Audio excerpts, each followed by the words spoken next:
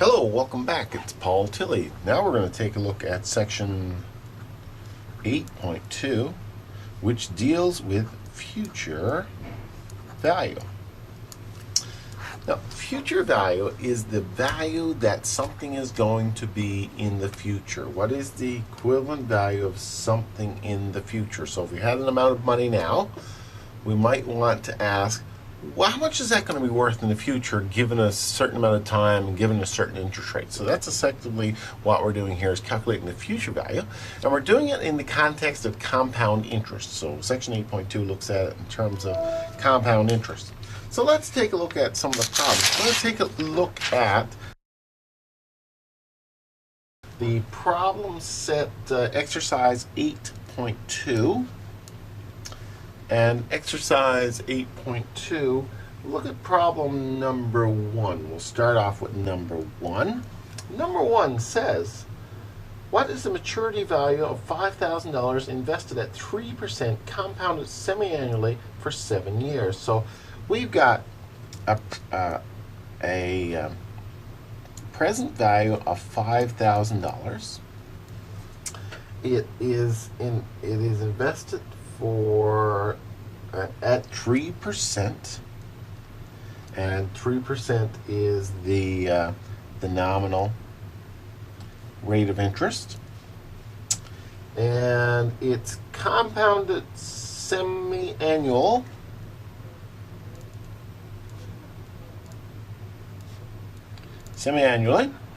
and we also note that it's for 7 years. 7 years.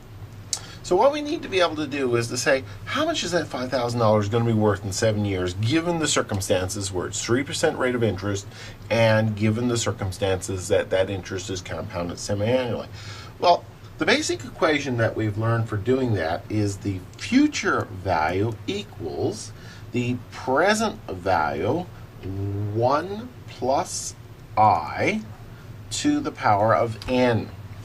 Now, we haven't got all of those calculated first. First, we need to be able to identify what the PV is. We know that present value is $5,000. Okay? So that's PV. And then we want to know, we're looking for FV, so we don't know FV, which is the future value. The I, now in order to calculate the I, one of the things we have to do is to be able to use the prescribed rate. So we have the nominal rate. We have the nominal rate at 3%, and it's semi-annual. So what we have to do is take 3% and divide it by 2. Semi-annual means twice a year, so we divide that by 2, and that's 1.5% per period. In other words, this periodic rate is 1.5% per period. That's I. And then we got N. N is the figure here, and N relates to the number of compounding periods. Well, we know it's for 7 years, but compounds happen twice a year, so 7 times 2 will give us 14 compounding periods. So all we need to do is put those numbers into the equation. So FV equals the present value of $5,000, 1 plus, and again, the idea is that it's I, and that's 1.5%, which is 0.015. To the n, which in this case is 14.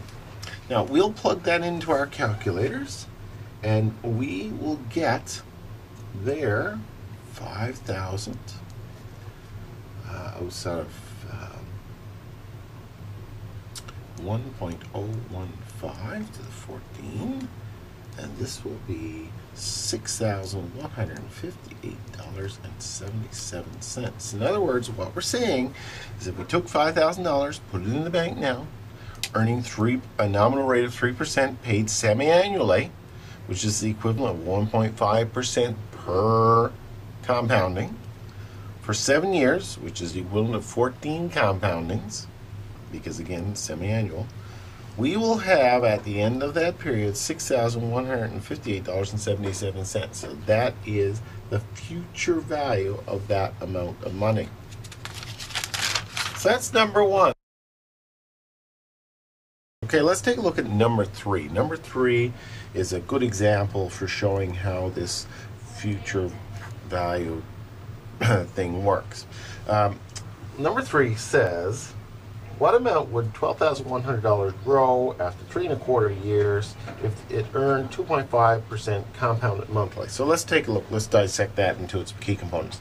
The present value is $12,100. That's how much money we have there. The time is 3¼ years, 3.25 years. And we'll notice that it's compounded monthly. And so that means that the number of compounds is 12, which is compounded monthly, times 3.25. And that comes to 39 compounds. In other words, it's multiplied up in terms of the calculation 39 times. So that's time. Let's take a look next at interest. It's 2.5% interest.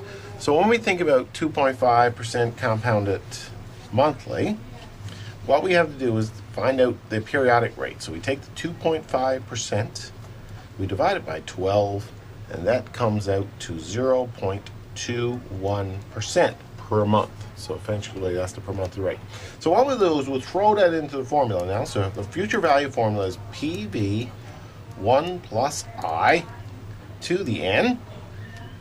So we put in the present value, 12,100, 1 plus I, and we have to convert that 0.21 to a decimal, so 0.0021 is what that would be in percentage terms, in decimal terms, to the 39th power. We'll run that through our calculator, and we will get 13,123.04. In other words, what we're saying is that if we took $12,100, put it in the bank for 3.5 years, compounded monthly at 2.5% rate of interest, at the end of the period, we would have $13,123.04. So that's number 3. I'm just going to take a look at number 9. We'll look at part of number 9. Question number 9 says, by calculating the maturity value of $100 invested for 1 year at each rate, determine the rate of return the investor would prefer. So we have $100 being invested at various amounts. So let's take a look at the first situation here in number 9. In A, 3% compounded monthly. Okay, so in this particular instance, 3% compounded monthly, we got to think of what our present value is. It is $100. We got to think about our time. And this is, it's only in there for a year. It is only in there for a year. But the fact of the matter is that 1 year times 12 compounds. In other words, 12 compounding periods, or 12 compounds. And in terms of the rate, then, we take 3%, and we know that it's compounded 12 times, so 3 divided by 12 would give you the rate there at the prescribed rate, and that's 0.0025. That's a decimal. So we simply plug those numbers into, we'll write out the if V equals PV 1 plus I to the end. And the present value is $100. 1 plus the I now is 0.0025 to the N, in this case 12. So we run the numbers on that, and that comes to 103.04. So that's how much that will be worth. So if we put $100 in the bank, 3% compounded monthly, at the end of the year you'd have $103.04. I'm just going to take a look at C as another example. You can take a look at the other ones yourself. C says 3.2% compounded semi-annually.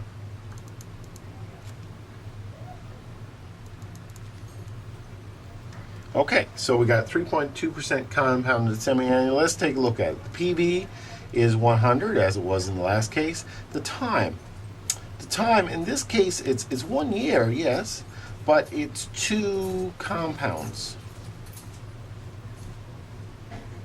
So that's the multiplier in this case would be 2 in terms of the time.